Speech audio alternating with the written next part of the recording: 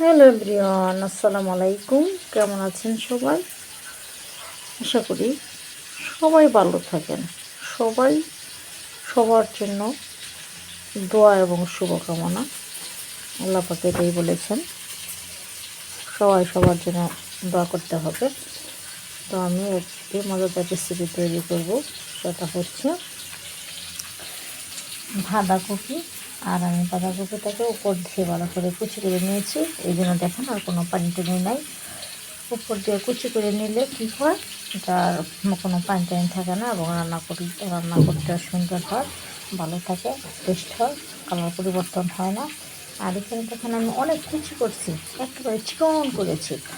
আর কাঁচামরিচ দিয়েছি, পেঁয়াজ রসুন দিয়েছি, হালকা একটু লবণ দিয়েছি, এভাবেই বাজি করতে হয়। এখানে আমি তেলের তেল বসিয়েছি, আর তেলের পরিমাণটাও দেখেন খুব একটা দিয়ে নিই, হালকা একটু দিয়েছি, কারণ বেশি দিলে কিন্তু সব ক্ষেত্রে ওই সব কিছু হিসাব করে দিতে হবে, বেশি দেওয়া যাবে না, বেশি খাওয়া যাবে না। তো এখানে আমি এখন পেঁয়াজ রসুন দিলাম, আগে দিয়ে দিলাম, এটা কালার কালার করে তারপর কিন্তু আমি আমার সবজিটা দিব, কবি, পাতাকপি। আর এটা দিয়ে কিন্তু এটা হইতেও কিন্তু বেশিক্ষণ সময় লাগে না, তার সময় লাগে শুধু যে কালার করতে, পেস্টটাকে কালার করতে বা দাম কালার করতে যেটুকু সময় লাগে, কারণ এটা করতে বেশি সময় লাগে না, বাজি করতে বেশি সময় লাগে না, কারণ সব সবজি কিন্তু আমরা কাঁচাই খাবো, আর আমরা কাঁচাই আমাদের খাইতে হবে। এটাই হচ্ছে সবচেয়ে বড় কথা, মানে কম সিদ্ধ, হালকা অর্ধেক সিদ্ধ, অর্ধেক সিদ্ধ করে আমরা খাবো, এটা হচ্ছে কথা। তাহলে স্বাস্থ্যের জন্য অনেক উপকার, শরীরের জন্য অনেক ভালো এবং পুষ্টি থাকবে, আর পুষ্টিকর খাবারটাও স্বাস্থ্যের জন্য অনেক ভালো। তো এখন কিন্তু আমার সেই কালারটা বাজানো করা হয়ে গেছে, এখন আমি দিয়ে দিই আমার সব থেকে দিলে আমি দিয়ে দিলাম। এখন উঠিয়ে ফুলটিয়ে দেখে দেবো, একবার শুধু রাখবো, বেশিক্ষণ না, একবার দেখে তারপর সে দেখলে আমি নাড়ি করে উঠিয়ে ফেলবো। এখন আমি দেখে দেবো,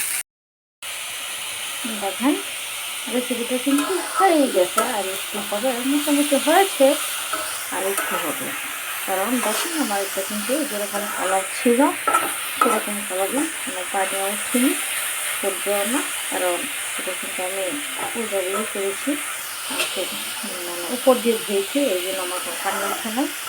আর বিষয়টা হচ্ছে এই সবজিটা আমরা আরেকটা বিষয় হচ্ছে যেটা আমরা কম সিদ্ধতেই খাবো, তো এই জন্য হয়ে গেছে, আর একটু করে ওই প্রসেসটা করতে হবে। দেখেন বন্ধুগণ, আমার রেসিপিটা কিন্তু হয়ে গেছে, দেখেন কালারটা কি সুন্দর হয়েছে, কালার কোনো পরিবর্তন হয়নি, যেরকম ছিল সেরকমই রয়ে গেছে। এটার একটাই কারণ, আমরা যখনই রান্না করি তখন রান্নাটা রেখে অন্য কিছু কাজ করবো না, তাহলে রান্নার পরিবেশ নষ্ট হয়ে যায়, রান্নার রেসিপির টেস্ট নষ্ট হয়ে যায় এবং রেসিপির গুণগত মান পরিবর্তন হয়ে যায়। এই জন্য আমরা যখন রান্নাটা করব তখন যেটা করবো সেটাতেই মনোযোগ দিয়ে শুধু সেটাই করে তারপর অন্য একটা কিছু করবো, এটা হচ্ছে কথা। আর এটা যে কলা কৌশল অনুসারে আমি দেখালাম আমার এই শাকটা, এই মজাদার রেসিপিটা, সেভাবে আপনারাও করবেন, কারণ করাটা হচ্ছে সবচেয়ে বিষয়। আমি যেই মানে যেভাবে দেখলাম সেটা হচ্ছে সবচেয়ে বড় বিষয়। তো এভাবে যদি করেন তাহলে যে কালার চেঞ্জ হবে না, স্বাদও নষ্ট হবে না, মজাও লাগবে, দারুণ টেস্টও থাকবে।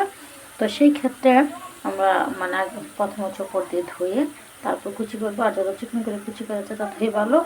আর এই পাতাকপি দিয়ে আমরা পাতাকপিও বলি, বাঁধাকপিও বলি, অনেক ধরনের রেসিপি তৈরি করা যায়, অনেক সুস্বাদু রেসিপি তৈরি করা যায় এই বাঁধাকপি দিয়ে।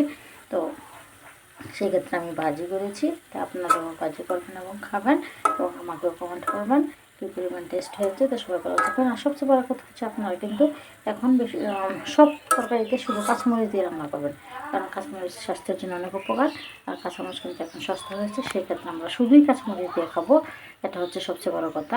তো সবাই ভালো থাকবেন, আল্লাহ হাফেজ।